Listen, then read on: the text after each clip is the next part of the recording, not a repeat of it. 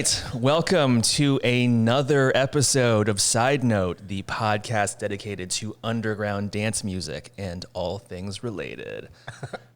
This week, we've had a long spate of DJs slash producers slash promoters the last few episodes. It's been a while since we've had, a consumer and friend. So very happy to welcome my friend Daniel to the show. Like myself, a bedroom DJ and consumer of rave. Maybe a novice bedroom DJ. Novice bedroom DJ, veteran consumer of rave. Yes. Welcome, sir. So Hi, thank you for having me. This is kind of weird. But Thanks so much. Thanks a lot. It's weird. It's weird because you've been here to hang. Yeah. And now we're having a formal conversation. Program. Well, welcome to showbiz, baby. I know, thanks. But yeah, thanks for schlepping across town. For sure. It's a beautiful day today. We were talking just before that anytime either of us need to show up at the other's place, it's harrowing. Yeah. Except for during the pandemic when we had a few low key kind of get together. I mean, it's still the pandemic, but earlier in the pandemic, low key get togethers. That's true. In which case, the traffic was just yeah. No, I mean, without traffic, 30 minutes? Took me almost an hour today. I feel actually, late at night, I can get from your place to here at in 22, 25 minutes. That's if you're driving at 90 miles. No, like an Uber, late at night, 22, 25. Because we're not doing anything. There's nothing unseemly, untoward. Yeah, I'm just kidding. But so you and I have been to quite a few events, right, since post pandemic or wherever we are now and sort of the pandemic with things reopen. We just did Sasha, last week. That was super fun. Super fun, but also super kind of sad. Weird. Kind of sad. It was it was definitely a scene. Yeah, I guess Hollywood clubs have always kind of had that element of bottle service. And actually thinking back, I do remember now, usually it's once last call happens and the alcohol crowd leaves and then you have the degenerates who are left behind. That's true. That's usually when the party gets fun. So it's bittersweet because on the one hand, they're taking away everyone's drinks. So it's oh. I know. But then it's but now all these assholes are going to leave. All these crazies. All these crazies emerge from the crowd and then they're kind of insane. Yeah, such a weird scene. So, well, first of all, he fucking crushed it. Yeah. And I was, at this point, he's been around so long that I feel the consistency varies. So you never know, if you're gonna enjoy the night. But he definitely, for me, he definitely brought it. I would agree. I feel the last time that I saw him was at Exchange years ago with Chris and or one of our friends, Chris, and then. Yeah, he was a little sleepy then. And this time around, he definitely brought the energy, which was nice to see because, he is a little older. Yes. And I was kind of so what's it going to be? What side of the coin is going to play today? Yeah. He definitely brought the energy. He the special techno toward the end. Yeah, that was techno actually vibes. Kind of surprising. Yeah. I was oh, this is new. Yeah, dropping some newish. of the harder techno. Yeah. My favorite was because they rearrange sound to where the walkway kind of comes close to the DJ booth, so you can kind of stand there and stalk. And I was saying I've never been close to the man before. Never been this we were close. 8 feet behind him. Yeah, because usually in the past he was so big that you would be the plebes pushed away, and now that the fandom has settled down a little bit, it's we're at a point where I can be standing 8 feet away behind the man but also he looked a little older. It's a little tired. Yeah, it's definitely dad vibes. I have to say we are getting of that age too, I guess. Yeah. There's a lot of new young blood. Yeah. Yeah, and the taste, the taste definitely changed a little bit too. Yeah. But we've come a long way from when I ran into him randomly at a bar in New York 20 years ago. Okay, you have to tell me this story because I didn't even know about it. Oh, really? Yeah, it was in the East Village, and it was like DJs back then that he was kind of like around. It was like Sean Cusick and Jimmy Van M, and they like had a random night in the East Village, and I showed up for that, and then like I see like Sasha like walking around. I'm like, what the fuck? It's fucking Sasha. You know, like fucking nerding, like shitting myself. I remember like going out for a cigarette and like, hey guys, do you know who DJ Sasha is? He's like all up in there right now. And they're like, oh yeah, like we're his homies. And like, he lives here now. Which like, obviously like a little embarrassed, but at the same time, like my fanboy was just like, my God, that's hilarious. to where like I went up to him and I was like, oh, you fucking Sasha. Like, let me buy you a drink because for all the party times, because you're the man. Oh my God, that's awesome.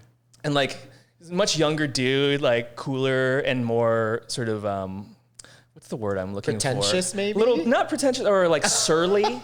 Okay. Sort of like surly and jaded back then. Like he's definitely like, the vibe I get from him now is like much more down to earth. And I'm sorry to be talking so much about you, Sasha. So if you ever see this, please feel free to come on the show and, we'll hash it out in person. But I went up to him. Have a lot to talk about. I was like, let me buy you a drink. And then he just goes, vodka cranberry.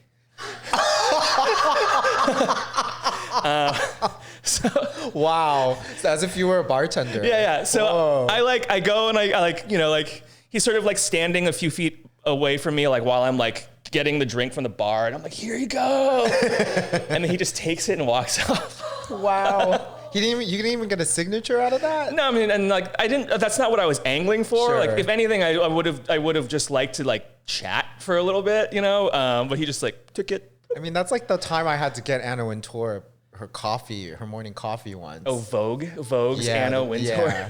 Yeah. Well, tell us that story. It's not music, but still, I think the people want to know. So this was at my first fashion job ever, and my boss was nominated for the CFDA, one of the CFDA awards. So Anna Wintour was making her rounds at all these designers to kind of look at the new collections, and so I was instructed to go buy her coffee for her in anticipation of her arrival. And it was a venti cappuccino with 6 sugars that I had to get, specifically 6 sugars. So, it's a lot. Right? Anna Wintour might have some diabetes. She's so skinny, and she's actually surprisingly very tall. Okay. And very intimidating, but very nice. But, I didn't work for her, so I can't really speak for anyone else. Okay, but so you got my the drink. My interaction with her was pleasant. But I got her drink, and then she took it and walked away. So very similar interaction, I think. Except I didn't offer to get her a drink. I had to. She's like British high society too, right? Yeah. What's up with the celebrity Brits? I don't know. They just expect beverages. Yeah, right. I think it's the accent. It's the accent that makes them, more, I don't know, authoritative maybe. But back then he definitely had more of like Sasha had like more of an air of like, to where I remember like talking to Jimmy Van M, and like he was like super cool, and then I feel like I remember like hearing within earshot like Sasha being like, who the fuck's that guy? About me. Really? That's hilarious. And Jimmy just some kid. What year was this in New York? This was like before I moved there, so it was maybe 05. So like just before I graduated college, I think. Oh, interesting. And so I mean they're like a little older than us, right? So they were probably in their 30s, and then I was like in my like early 20s. Right. And I remember like telling Jimmy Van I'm like, oh yeah, Delta Heavy Tour. I wasn't old enough to go to the LA leg. So I had to fly to San Francisco because that one was an 18 plus party. He's just like awesome. blinking at me. But back to that party, like, cause I want to like fully digest that party. Weird Hollywood vibes, like from last week. Sorry. Yeah. Like the cocktail waitresses in the, oh yeah. What was that about? Like, I don't get it. Like they were in like these weird leotard things. Yeah. It's like, I felt like I was at a Vegas club with the lanterns going up and down. And then there was all these like crazy lights and people just Yeah, it was like very Omnia vibes. Yeah, but then I was like, oh, do people even know who they're here to see? I don't think so. I don't think half the time I yeah. was like, I don't even know if you know who the DJ is. Yeah, we're like the nerds, playing. like the man-like Son of God is here. Like we're here to see the Son of God.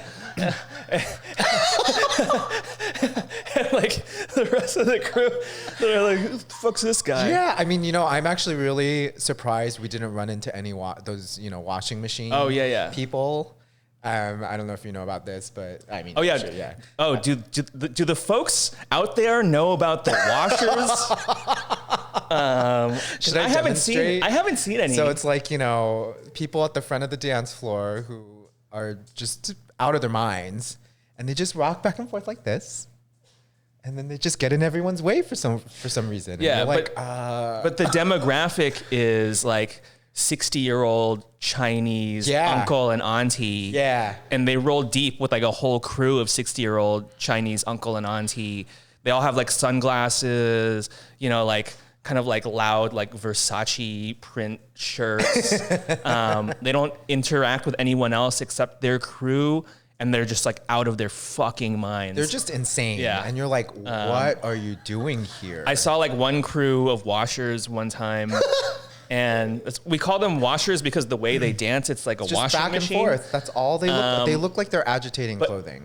But actually, somebody told me that my friend Ben, who you met, so he said that in Chinese, the word for rave sounds like the word for shake head. The phrase for shake head. Okay, that makes a lot of sense now. So when they're like doing this, so they're shaking their head? They're literally raving. That's news. I'd never known that. Well, that makes a lot of sense now. But it still doesn't make it okay. Oh, hey, Jasper. My favorite was when I moved to New York and I saw them there. And I was like, oh, they're coast to coast. Oh, yeah, that's right. I remember. They're coast to coast. You're totally right there. It's funny. I have a story about seeing, I think, Danny Tenaglia actually at Pacha in New York.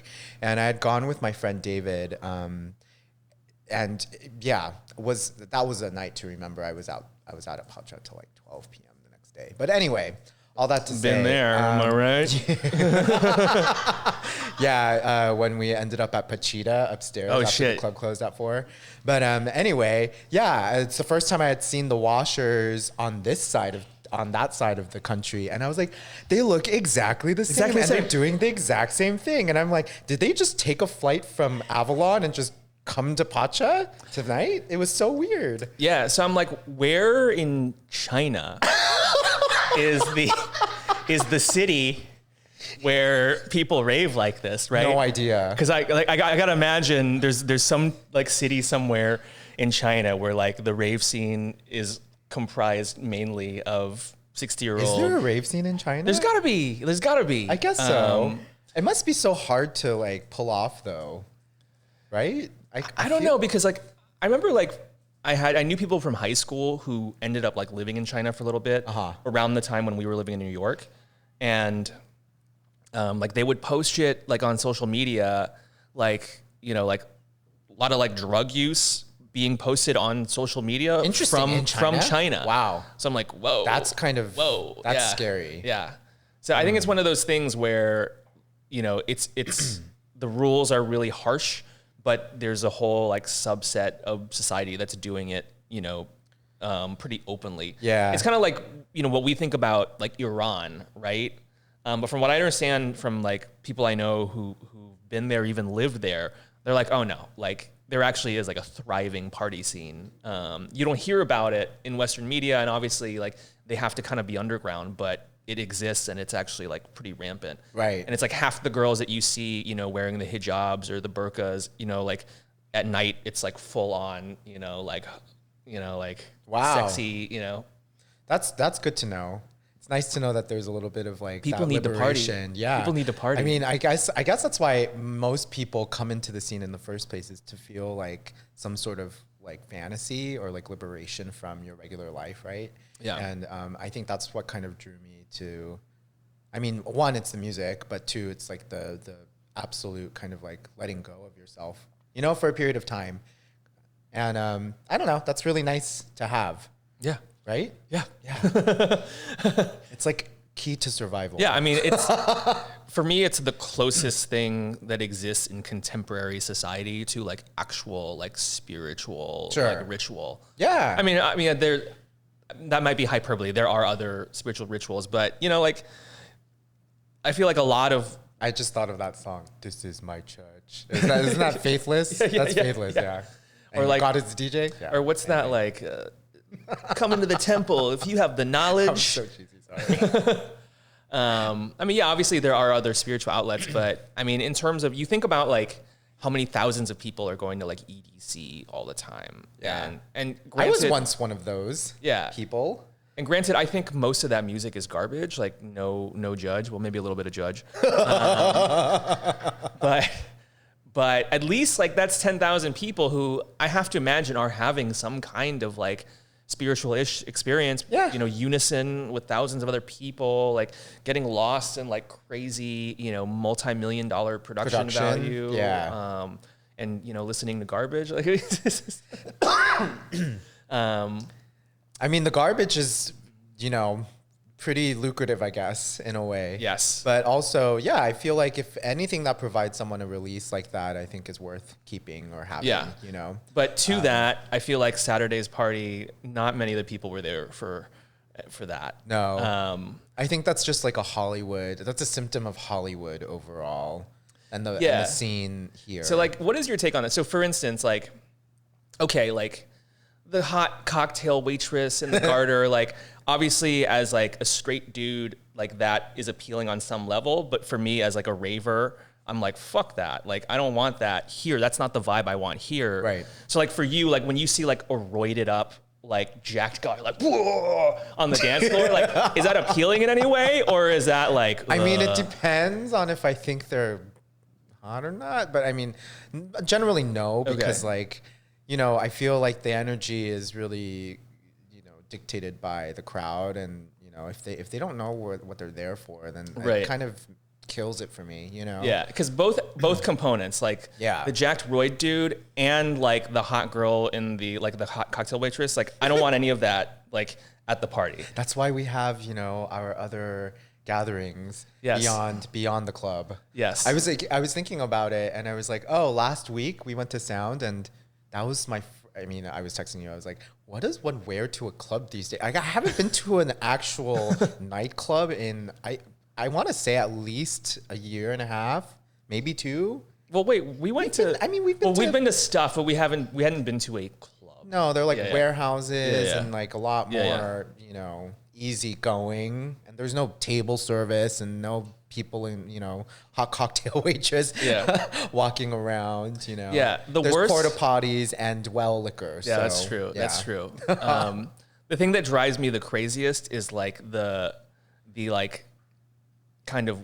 well-to-do guy who's like trying to impress his date by like taking her. Did you see club. That last week? I definitely saw like a few of that.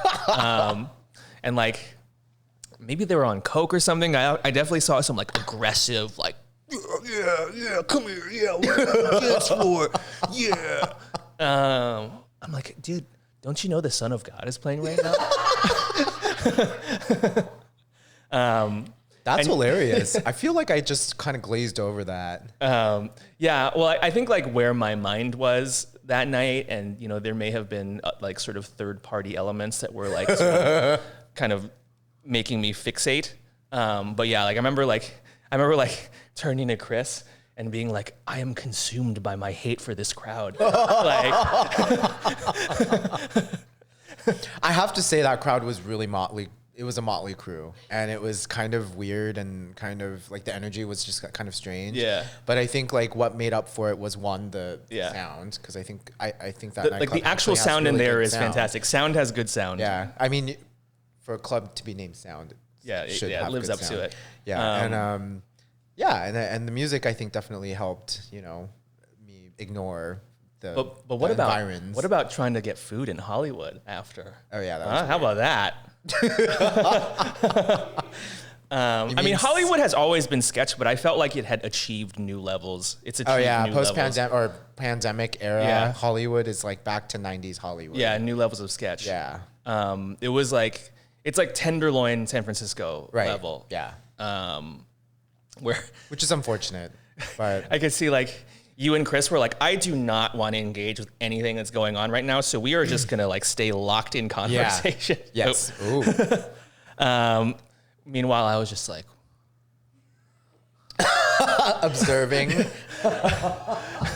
observing, but also being like, oh my God. What has this world come to? Yeah.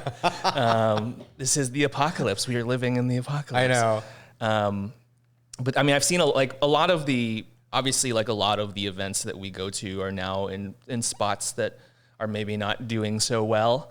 And even before the pandemic, it was already kind of like that, but I feel like it's definitely reached a new level. And I don't know how where we go from here, you know, like how do we like achieve the like great revitalization of LA, you know, and like reclaim our status as like a prosperous, great American city. I don't know. We'll see how that goes. Yeah. You know, I feel like at least on my side of town, as if I'm like so far away from you, but like, yeah, I mean, you definitely see it. What is encouraging though is, you know, seeing people out, you know, just going out, you know, and like, you know, having fun. And, you know, I feel like the party scene is definitely, like there's been an uptick in activity. Right. There's stuff happening every week, which is really nice to see. You know, like those Dusky tickets that I bought and didn't go to yesterday, but it's fine. It's fine. But yeah, like, I mean, like, yeah, there's always something happening now, which is nice. And I think, yeah, that'll definitely be a contributing factor in me staying in LA. It's true. We went from nothing to like drought to like flood, you know, everything like all over. When it rains, it pours. Yeah. To where now it's like, oh, whoa, like I need to be selective. Because at first it was like, oh, I'm so happy shit is back. Like I'm gonna go to everything. Like, and then I was like, that one catch one. Oh yeah. So so let's talk about that. So we've done like, you know, like a handful of different things. So I think the first one that we went to coming, you know, in this sort of new era of COVID was to see Huxley at Catch One. Excuse me. Which I was delighted to be out. I remember like being so excited. Oh, same. Like remember like nobody knew how to like we got into anymore. 3 different lines, and then there was like some. There were like goth, 3 different parties. E-goth. I don't know what to call them. Cybergoth, yes. Yeah. Sorry. Yeah. They were wearing like neon wigs and like all sorts of crazy stuff. Yeah, there were 3 different events going on in the same venue at the same time with 3 different entries. And like they were not doing a good job at all in terms of like managing the flow. And then once you're in, it's not like you couldn't just venture into the other parts, right? No. So there was like the Cybergoth hard techno party. There was our party, which was, I guess, tech house. Yeah, that was a weird party. Tech house. And then there was like... You can see what Nick feels about tech house. There was like the mariachi party. Oh yeah. Oh yeah, there was a concert upstairs. And they had the main stage. Yeah, and they were like I don't know what to call it, new mariachi. I don't know what it was. New mariachi. Yeah. They were a Spanish speaking band. Sort of like Latino crowd. Yeah, but the kids were like wearing all black like they were at a techno party. Oh, and were they? Yeah, they were in all black, and I was like, are you guys goths? But the music is so upbeat. Yeah. I was like, this is such a strange it was very like juxtaposition. Yeah. And then like that's not racist at all. I'm just kidding. I'm kidding. It's just the music. It's how the music sounds. I'm kidding.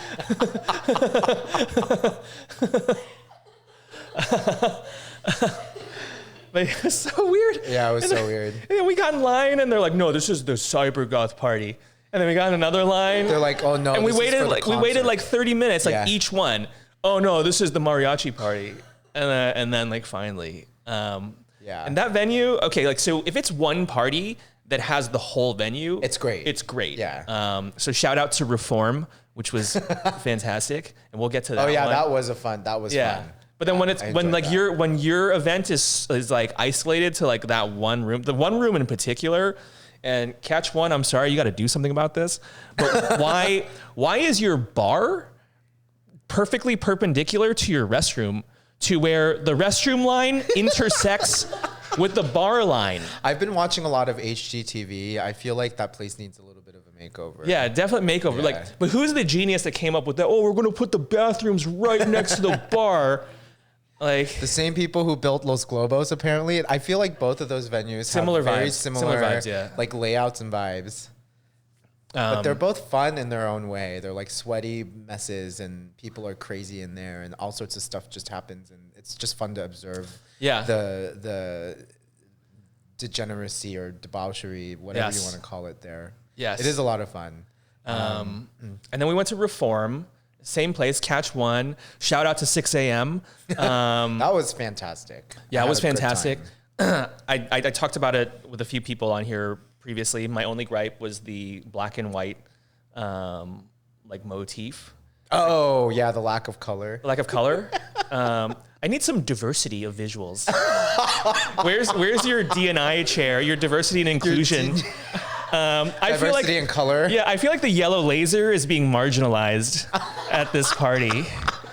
Highly marginalized. Oh my god. But also, like, why does remember, like, it was like images of like T1000 like dancing in the background. Because they're trying to be serious. They're trying to be serious, but it's like, okay, you guys are still rolling on ecstasy, like listening to techno.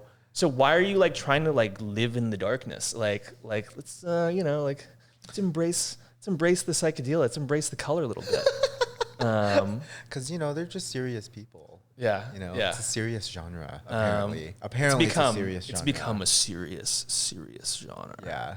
But then half those people are on TikTok showing off their techno dancing. So true. I don't really know how serious it could actually be. Well, like, have you noticed that techno has also become like kind of a catch-all these days? Yeah. Where like, I actually saw a meme where it was like, breaks, progressive house, deep house, blah, blah, blah, blah. And then like with a bracket, and now it just falls under techno. Yeah, so like for so long, like it was like for so long, everyone wanted to define their like particular lane. And then now it's sort of reversed course to where it's like all just techno. And actually, I think it started there too. Remember, like when we were kids, like in high school, it was like, oh, is this techno? Yeah, that's true. I hate techno. Or like Eminem, nobody listens to techno. And then it was like, well, they may not listen to techno, but they do listen to Frozen Balearic Gay Biker House. Like, oh yeah, I was actually just thinking of that Black Strobe mix. Oh yeah, shout out to Black Strobe's Essential Mix, circa 2004. Yeah. Check it out. Pete Tong has a brilliant introduction to it, in which he describes it as Frozen Balearic Gay Biker House. Or is that how Black Strobe described it? Or I think maybe that's how they described it, and he just read it in his flowery British accent. And then he said something, I forget what he says right after he says it. He's like, try that. Or something. Yeah, something like that. Yeah, like, try that at the spelling bee. Or something like that. Yeah, that's funny. I actually, I have a story about Black Strobe, and yeah, so I was gonna say that the story about Black Strobe, it's not really a story. I didn't meet them or anything, but I definitely discovered them. We were in New York around the same time, and I think in college, maybe in 2003, I took a solo trip to New York, and I had just discovered Fisher Spooner and got into like all of this electroclash stuff because I was working at the Dolce & Gabbana store at South Coast Plaza, and I actually had a manager by the same name as me, so I had to go by my middle name, which was weird. But anyway, all that to say, I ended up at some record store in Soho, and I just happened to discover this Black Strobe album, and I was like smitten. Wait, so you knew about them before you discovered that Essential Mix? Yes. Okay. Yeah. Okay. Or it was like maybe around the same time. Okay. The Essential Mix I actually had never listened to until Chris shared it with us. Okay. So well, just to be clear, I shared it with Chris. Oh, gotcha. Okay, fine. Now that the story is straight. But I don't know if you'd ever been to this record store in Soho.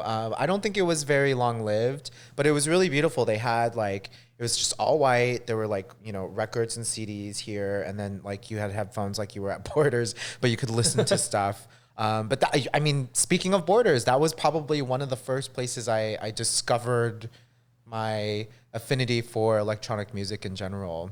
And same, right? Yeah. Borders and Best Buy, of all freaking places. I think if you're any suburban kid, like with access to a big box store like that, I mean, you could spend hours just perusing Borders, music. Best Buy, Virgin Megastore, right? Yeah. And then Tower Records. Do you remember like in the early 2000s, there was a period where like, remember they used to have like kiosks at the mall that would like sell sunglasses and shit? Do you remember like there was a like period where a bunch of the kiosks would sell like rave music? Yeah.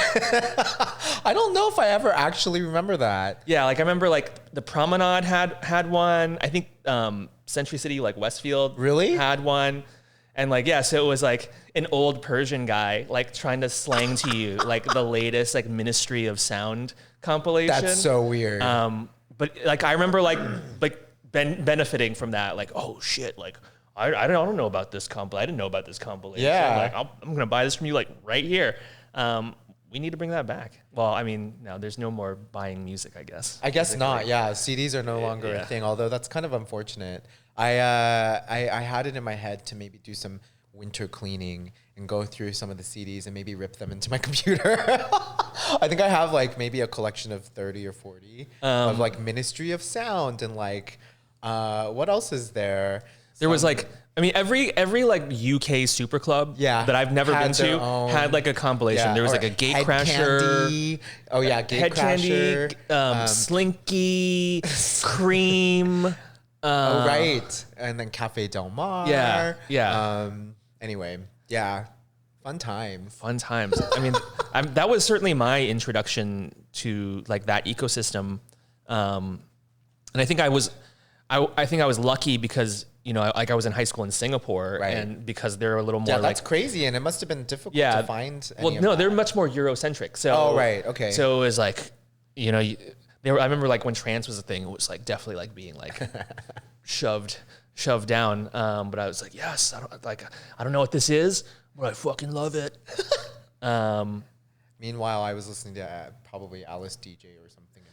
I remember like my first. I mean, so like, I remember like there was the electronica, in air quotes, of the 90s, right? So like Prodigy, like Chemical Brothers, like a lot of it was like breaks driven. I remember like being into that, like. Oh yeah, like, I definitely loved that too. Yeah, like I was middle really school, high into school. Massive Attack and Portishead. Yeah, back then as well. I still am. Electronica. I know. You know, I would prefer that they use that term though versus EDM. I don't know. Right. I don't know. But then trance came along, and I remember like, oh, this is different, but I like it. Yeah, I like it. I mean, I was never into like Better Off Alone, but I think you and I had like talked about this before, like ATB's Clubber's Guide to Trance. Oh yeah, shout out. I actually really like. I mean, it's cheesy AF, but it's a lot of fun. I'll revisit it from time to time, like secretly in my car, and just like be totally loving it. I mean, there was like, I remember like my senior year of high school, Ferry Corsten, Ministry of Sound, Trance Nation 3. Yes, Trance Nation America. I remember. Yeah. Trance Nation 3 didn't leave my Discman. That was like months. Yes, I think I had the exact same album, or I had the same compilation. That was the one with Heaven Sent on it, right? I think so. Yeah. That was a fantastic. Who mixed that? I don't even know. Heaven Sent?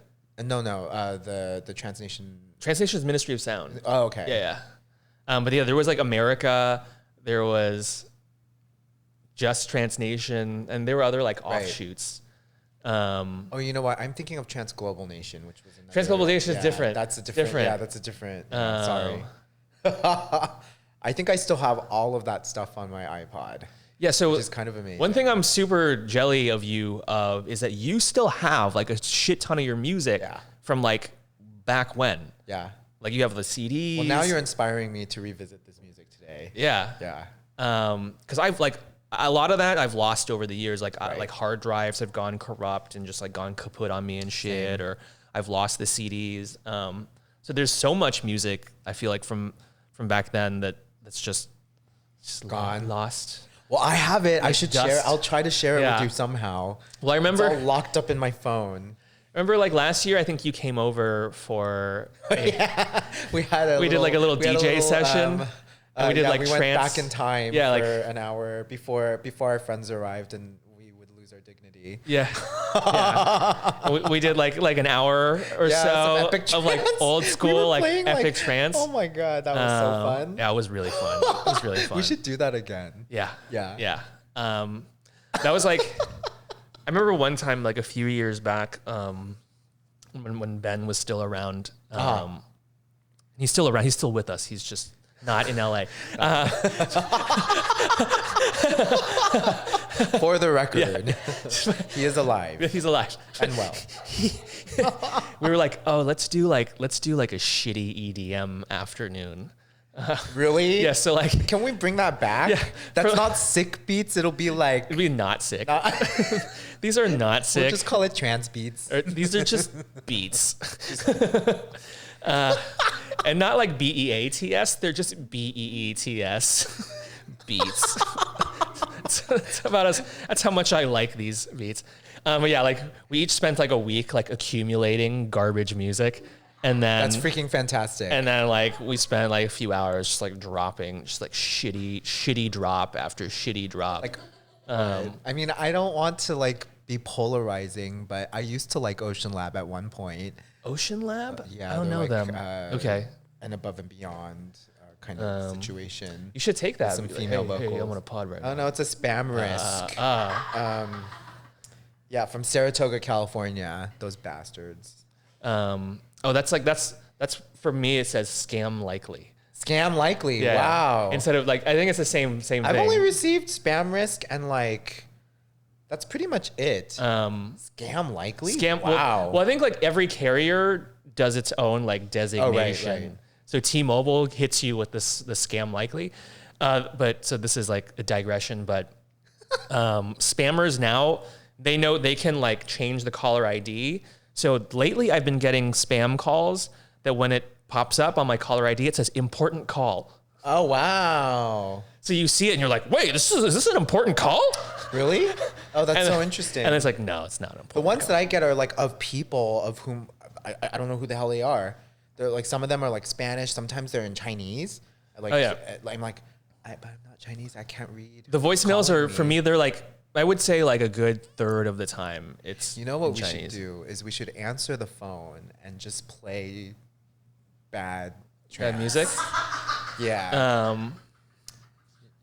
I mean, you know, if I didn't have a formal career or whatever, do you remember the 90s when you'd have like, I don't know, like, this is controversial, like R. Kelly or something like on your voicemail or like, I don't know, in my case, Britney Spears, whoever. Oh, that you would have like a... Yeah, maybe I should just have Ferry Corsten as my answer, like my voicemail, and be like, hey, you've reached Daniel, and please leave a message. I haven't done that, but like, I remember taking inspiration from the old school, like rave voicemail. You know how you would call and they would just like put some music to the phone, and then be like, tonight, like, like beat jam. I remember like my voicemail was like, oh my gosh. Hey, what's up? This is Nick. Like, I can't answer the phone. Oh my gosh. That's hilarious. Yeah, little cringe. Please leave a message. Little cringe, but you're like that guy in Human Traffic, the DJ curator dude. Yeah. But speaking of prank calls, so the other day I got, and this again like digression from the music, but I got like, it was like a text message like, this is Wells Fargo, totally like fake Wells Fargo text message. So I just found, you know, that the Rickroll thing where it's like the black guy with like the huge Oh, schlong. yeah. I just sent that back. And I said, "Oh yeah, tell me more." And what did they do? No, and then it just went. It just says just silence. And like it's just like a robo text thing, huh? I don't know if it's a robo. Like I think it might be like a person, actual person? because they're asking you to like respond back to them. Oh, interesting. So I don't know. Huh? You get different ones. I get ones like, "This is FedEx. We tried to deliver your package. Please click here to," and like whatever. And I'm like, I was not expecting a package. Although I was expecting a package once, and then I didn't click on it. But yeah, so much spamming. Yeah. But going back to music, yes. I'd like to know do you have any kind of like interesting like stories while you're in line for a party? Oh yeah. I have one to share. Okay, yeah, hit so us. I had decided that, this was a party that I found through a website. It was an old forum in the early 2000s called Ravelinks. Ravelinks, shout out to Ravelinks. I don't know if you know, you know. Yeah, and like I don't know, total like narc attraction, but also they posted legitimate parties there. Anyway, I decided I wanted to go to one, so I dragged my friend Sarah out with me, and we were coming from the South Bay up to downtown LA. And the original venue was at the Alexandria Hotel. Okay. Which is across from Exchange now, and is like a functioning building at this point. But back then, it was like a total derelict like space. And we were waiting in line, and this homeless guy came up to us, and he had his hand in his pocket here, like this. And I think it's just his hand was in the shape of a gun. But I was freaked out. He was going up to people, being like, "Give me money." Oh, fuck! Whatever. So we were like, "What the hell?" And like kind of already on our way to La La Land in line, and it was just a really weird interaction. Not funny, but we were like, "Yeah, no, sorry." But by the time people started saying no, I was like, "Oh, this guy's faking it." And then he eventually walked away. But the party got raided like right before our eyes. And then as soon as they did that, the desk came out, and then there were postcards being sent out, and then we got sent to a different location, like a backup location. They had they the were contingency go plan around the block, and they had the contingency plan in place. Wow. And then when we got to the backup venue, it was just a shit show. I've never seen so many like candy kids. Okay. Like on the floor, Cuddle Puddle Central. Dude, I haven't seen a Cuddle Puddle in years. Happy Hardcore playing. I was like, what did I decide to come to? I was like, it was like 2007 maybe, and I was like, wow, I'm way past this. But it was also really fun to see. Yeah. I was like, oh, well, I guess the scene is kind of alive and well in a way. How come they don't do Cuddle Puddle anymore? I don't know. I guess because people want to dance. There's that. What's dancing? No, I'm just kidding. And also because everything is dark. You have like black and white T1000 videos in your face that make you not want to. But you cannot miss a candy kid. They're in like bright ass colors with bracelets galore. Do you see candy kids anymore? I haven't seen maybe at like EDC. I would say like it's become that. Oh, okay. Yeah, because I've seen photos. Do people still do light shows? I mean, so like. Oh yeah, my friends. Okay, so like I see like the glove, the LED, LED light show is now a thing. But do people do the glow stick shit anymore? Yeah, people still do that. Okay. At home, I would say at home. Okay, I remember like after my first few raves, like as a teenager, I was I'm gonna learn how to glow stick. I remember like practicing in my room and shit. With long finished glow sticks. Yeah, I tried all of it. Well, when you're practicing at home, it's just a dead glow stick. Yeah, exactly. Yeah, I finished. Yeah, like a long finished one. Yeah. And I remember like trying to put them on strings. They're like, yeah, I'm gonna do. Yeah, this is cool. On a shoelace. Yeah. Those are fun. I miss doing that. Sometimes like I still fall for the glow. I still actually know. Who am I kidding? I will still fall for the glow stick trap. Like, well, I think I know what to bring to our next party. Some glow sticks. I remember like a few years ago, I went with Chris, and I don't think you went to John Digweed like in 2017. No, I've been to John Digweed twice with you though. Okay. Once at Academy, and then once at Exchange. Yes. Yeah. Yes. So there's a different digweed, all hail. And yeah, like somebody had like the lights go. I remember like disappearing from the crew. Oh, I think I remember seeing you do that. You did that at Academy too. Okay, yeah. You Disappearing. were like dancing and then all of a sudden you just disappeared and I was like, where the hell did Nick go? And you were like crouching down. You were at the Academy. You were at the Academy party. Yeah, okay. I was. I remember it was at the Academy party where I like disappeared and I was like, glow sticks. Everyone needs a good disappearing moment though, you know? What's a party without disappearing for a few minutes? Well, except for the time that I thought I died. That was not a good Oh, well, I mean... That was not a good disappearance. Yeah, but those were different circumstances. At least we discovered you sitting on the grass outside Denny's. Yeah. By yourself. Meanwhile, there were like, you know, perfectly... I don't know if we've talked about this. I don't know if we've talked about this on this program before, but I feel like this bears rehashing. Yeah. So yeah, like for the record, I had ingested some lysergic acid, and I remember like there was like a point during the party where I could feel my short-term memory begin to like fade to where like I'd be like, wait a second, I can't remember anything from past 30 seconds. Yeah. And then like, wait a second, I can't remember anything from past 30 seconds. And like that sort of loop, and that sort of repeating. Loop. Yeah. And then all of a sudden just like sort of losing, like being conscious, but losing my grasp on what was going on. And then I remember I literally thought I died and I thought that I was in hell for ravers. And in my mind, I was like, oh, like I have sinned. Well, I guess Jasper has something to say about this too. I was too debaucherous. And now my punishment in the afterlife is to rave for all eternity. This is my punishment. Does he need to go out? Yes, it is like around time for his walk, but he can wait like 10 more minutes. Okay, no problem. But hey, yeah, buddy. no, that was actually kind of scary because like... Yeah, because I disappeared. Yeah, we had gone to see Cyrez D. I don't know Cyrez D and Adam Bayer. Adam Bayer. I thought the show was impressive visually. Dude, the production was insane. Phenomenal from what I remember. The lights and the lasers and all of that. You missed all of that. I'm disappointed. I saw a bunch of it. By the time like we were maybe 30 minutes of you not coming back from the bathroom, we're like, yeah, I feel like he's not here anymore. Yeah. So then I remember like circling, and then sort of exiting, and then like kind of still being out of it, but being like, oh, okay, I'm not dead. I'm on Hollywood Boulevard. But then being like, oh, but I think there was a bio attack. And I've been poisoned by the terrorists. That's so crazy. What?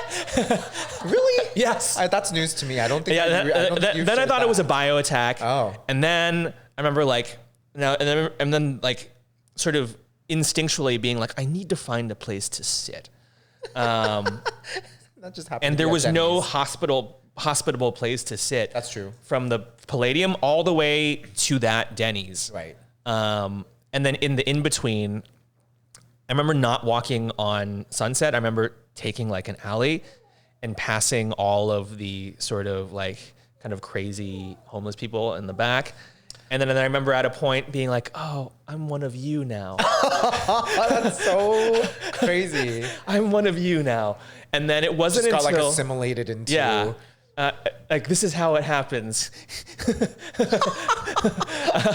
You're partying one day at a rave, and then all of a sudden, boom. And then I remember I could feel my phone ring, and I see like Chris, and then be like, oh wait, and then immediately like sort of like coming back to reality, and Chris is like, yo, where are you? Yeah, I don't know. I mean, what was crazy was like we were looking for you, and then we got an answer of like I'm at Denny's. And we're like, okay, he's at Denny's, and there's two Denny's. There's one on Gower and then one closer to the 101. So we like walked up to the Gower one, thinking that you were gonna be there, but you were like on the grass, and we're like, there's no grass here. Yeah. What? Like, where is this fool? And we're like, he cannot have walked down to the 101. I mean, that was like not close. Yeah. And, How far was it? Was it like a mile? I mean, I think it's like a mile or something. So I walked a mile. So then we were, chatting and walking down. And then like all of a sudden you're just cross-legged, just chilling on the grass. Yeah. And then I've never seen such a like happy look of like just like relief. You were just like, yeah, I remember like too. you were being picked up from the airport. I remember too. Because I remember the minute I hit the grass and lied down, it was as though like energy from like the earth was like revitalizing me and like bringing me back to life. I remember being like, oh. It was like the halo. It was like all I needed was to get into like a patch of like nature away from like disgusting like Hollywood degeneracy. That was got into that crazy all SUV. I needed. Do you remember that Uber ride home? I remember the Uber ride. I just remember she was playing like Shaka Khan or something, like something totally not what we were listening to, and the vibe in there was kind of tense and weird. And I was like, does she think like is she onto us? Is she onto everyone? Oh, and then we ate cookies. So that was the story of how I thought, and I died and went to rave hell. That's kind of ironic that you went to rave hell, because I'm like, isn't that the thing that you're supposed to, that helps you escape? But it was like the bizarro version. It was like the like version. warped. It was like the warped, like dark version of, because I remember like looking around me, I thought I was seeing like weird shit, like of like bodies being carried out of that is out of the intense. club and shit. I don't think I've ever had that type of experience before, where I've like thought or not construed things, but just like warped my thoughts or what I was perceiving into something else. I remember like seeing guys like cleaning up a mess like on the stairwell. Oh yeah, I remember that too. Yeah. Well, there was a giant like puddle of water that they were cleaning up. And I had remember that. somehow construed it as like, oh, like they're like cleaning up blood, and they're like moving like bodies and body parts. It was fucked. Yikes. But anyway, we were having a great time. Yeah. I was like, oh my God, this like production is crazy. It's so fun. So I remember Chris telling Scott about what happened, and being like, oh, we went to this techno party, and Scott's response was, I hate techno. And from the sound of it, so does Nick. He's not wrong. He was not wrong on that night. That's hilarious. But yeah, anyway. So moving on, you've recently become a DJ. Sure. Maybe like, you're not like out there trying to like be a DJ. No, you've taken up not at all. The hobby. I have, thanks to a few friends who, gratefully bought me a tractor. Oh yeah. That was very sweet of, I think you and a few others. That was your graduation. That was my graduation gift from school. Yeah. Sure. No, it's been super fun. I guess like, I think like we've talked about this before too. I feel like, for me in college, after I'd gone to the first rave in college and then like got all into the music, I, ended up buying some Newmark turntables off Craigslist and a Stanton, mixer, and got all the cords and the speaker and everything, and got it all together. And it was on the kitchen table with me and 4 other roommates. And I just took over, and I bought 2 different records that were very just BPMs, totally disparate. I think it was like a Way Out West CD, and then Marco V or something. Like Marco V sounds familiar. He's like, I saw him play in DC once. Yeah. And like progressive house, right? Like old school progressive house. Yeah, and like very fast. Whereas Way Out West's song, whatever it was, I don't even remember, was not so fast. And so I just like, it was just impossible to beat match. And I was like, I suck at this. I'm never going to do that again. I'm just going to go and have a lot of fun. But, with the advent of the controller, post, I don't know, when did they start coming out? Controller, like last 10 years. Yeah, it's just made it, it's democratized, I guess, like the industry in a lot of ways, but it's made it a lot of fun because I think there's a lot more you can do with them. But yeah, I guess I've rediscovered, I think, my love for electronic music, but also just for playing, you know, and it's just fun to do it for yourself, you know. It's a good release. Yeah. You can bring the party home. And you're good, you know, because like, oh, thanks. Like the time I've known you, you've always had like encyclopedic knowledge of like electronic music. Really? Like, oh, this is that of you and Chris and everyone else. I mean, yeah, like we're all a bunch of like fucking like techno nerds, like, but you definitely share that. Then we'll say, right? So like I remember like for a while be like, wait, why don't you DJ? Like, you know all the shit. Like you have the taste for it. Like you're an aesthete. So it's cool to like see you get into it. And like, I feel like I'm in a lot of ways still figuring out my sound, figuring out what genres I'm comfortable with. I think that's part of the fun, is just like grabbing a bunch of stuff and then figuring out what to do with it. And, you know, I think like there's this aspect of like a storytelling in when you're putting a set together, whether or not it's planned. And it's really fun to kind of be able to manipulate a mood or an emotion based on like the stuff that you're putting together and playing. And I feel like, you know, that's definitely a responsibility for anyone who's paid to do a gig, right? But it's also just fun to be able to do it for yourself. Yeah. You know, and that's like a skill that I've started to really enjoy and appreciate. Although I have to say I haven't played for myself in a while. If I weren't doing this, I was actually planning to do it today. Okay. Might do it tomorrow. Yeah. Before I head down to Orange County. But anyway, that's another story. Like we had a good, so in the lead up to ours, which is our cruise, like annual outdoor camp rave. Yep. You and I like had a long DJ sesh. Oh yeah. I think we played for like 6 hours. We played for like 6 or 7 hours, and then we went out. That was crazy. Yeah, and then we went to the Fallen Angel party. Yes. Yeah, that's right. Who I keep bumping into both Danny and Anna everywhere, which is awesome. So hi. Shout out to Danny and Claus. But yeah, that was a good time. It made me feel like I want to do like a B2B set with you, like at one of their next events, like even potentially like at ours. Oh my gosh, that would be so much fun. Because I feel like we could definitely get like a real like Sasha and Digweed going, because like I feel like I can definitely like get way deep into like the dark, esoteric, like trippy shit, and I think you have like a really good, like you'll throw in like an old school, like kind of vibey, like progressive track from like the 2000s that kind of like evens it out. Like when we were practicing, I was like, oh yeah, like I definitely like the flow of this. Yeah. Cause it'll go like dark techno and then kind of like fun or like more like ethereal, like progressive trance. And I'm like, oh, like we need this for ours. Like that would be like awesome. Yeah, no, I have to say that I think that out of everyone that I know of, maybe our styles are probably pretty similar. Maybe it's a generational thing, because I think we kind of grew up in the scene a little bit. That's true. That's true. Like in like a similar time. And consumed very similarly. It's true. So yeah, I think that's part of it, you know. But I think also like from our generation, you could say, there's like the people who like went full force into the EDM world and like are totally into that, and then there's the other people who are, you know, like a little bit the Ragins. Yeah, the Ragins. The Ragins. Yeah. Asian Rage Crew. Asian Ragers. Ragins. I mean, I was a Ragin at one point. We're all still. I mean, come on.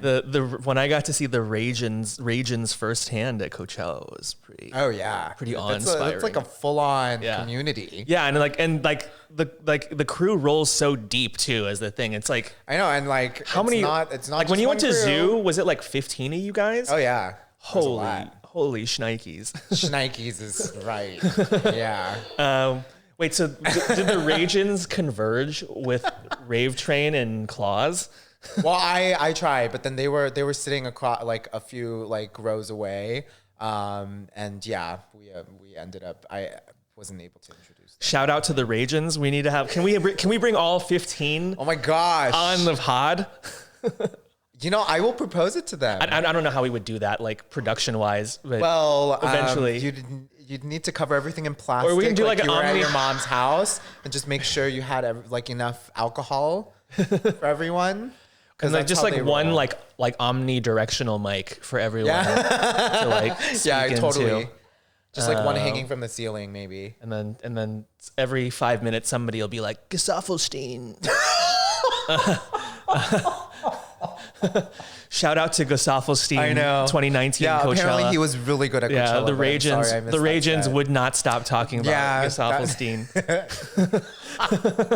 Well, meanwhile, you and I were listening to like, I don't know, a Northern Exposure set, like out on the pool. They were like, this was at a Coachella house and we all shared and our friends came back. Yeah, they're like, what are you guys listening to? Like, what is this? Can we play Gesaffelstein? Gesaffelstein was so good. It was Gesaffelstein. I was like, like how, like, is that a tongue twister? And then I went to say that 5 times. I went to go listen, like, let me go check out Gesaffelstein. I don't mind it. I think it's just like, you know, not my cup of tea, but you know. Yeah, I don't want to hate. Fantastic. I mean, actually, like he is kind of Daft Punkish. Which I don't understand Daft Punk's like lasting power. That's true. Produced music in forever. Like not since that, you know, the one album that had the breakout album. Right. Not Homework, the one after it. Mm-hmm. I can't remember the name. Fuck yeah. The one that had One More Time on it. Like not since that album have I felt like it's resonated with me. Yeah. But because, you know, if somebody drops that today, I'll still be like, all right. Oh, for sure. All right. I do like that song a lot. Well, cool. I think we're hitting time here. Okay. But this is like the most random conversation about like disparate memories that I've pulled. Yeah, like, we've been everywhere. Our time together as well as from before, which is kind of fun. But I think it's been good. I think we've captured some rave history, the chaos of the including rave last history. week, including the chaos. We have now documented what it's been like to party post-COVID. Yeah, that's true. So we've done plenty of that already. Yeah, 20 years from now, or you know, even like longer than that, they'll dig this up on YouTube. Inter-COVID partying. Yeah, out in nature, which was actually really great. Yeah, the height of the pandemic parties that we did, like out in like, you know, in the wilderness, were also just super fun, legit. All right, well, thanks for schlepping over again. Anytime. We'll have you back soon. Yes. We got to do that epic trance Epic trance before everyone else gets epic here trance again. Part 2.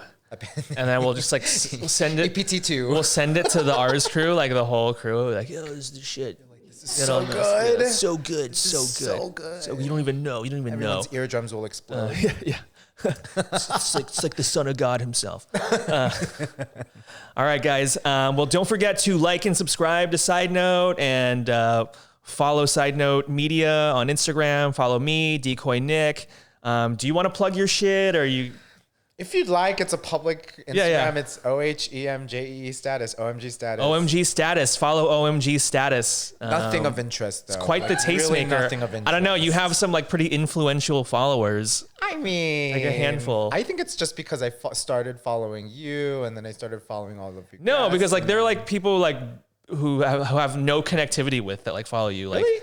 Yeah, like I remember like some like big producer or something like started following I can't remember. Yeah, that was really yeah. random. I have no idea where that came from. Some dude from, I think he's like an Austrian. Right. I can't remember. Well, regardless, if I find out, I will comment. Regardless, get in on the action. Oh, stop. And see you guys next week. All right.